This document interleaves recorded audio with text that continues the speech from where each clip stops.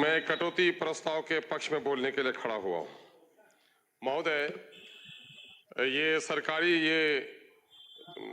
संवैधानिक कंपल्सन है कि जनता की राशि को खर्च करने के लिए असेंबली से उसका अनुमोदन कराया जाए, लेकिन ये सरकार की भी जिम्मेदारी है कि आवाम के गाढ़े खून और पसीने की कमाई से उसका उत्थान हो रहा है कि नहीं, ये देखने की जरूरत है।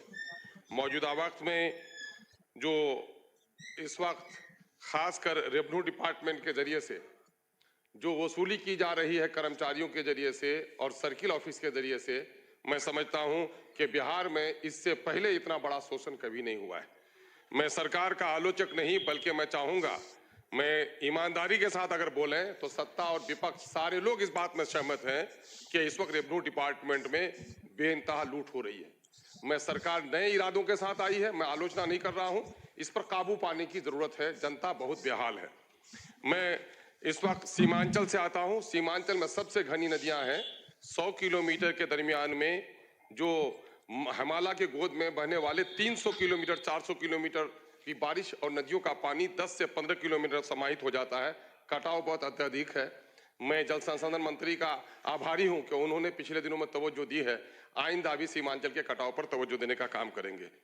महोदय, इस वक्त फ्लाईओवर्स बन रहे हैं, सरकार तरक्की कर रही है, लेकिन मैं कहूंगा कि अभी भी सीमांचल में 20, 25, 30, 40 किलोमीटर की दूरी पर पुलों का निर्माण नहीं हुआ है। उस पर तवज्जो देनी चाहिए।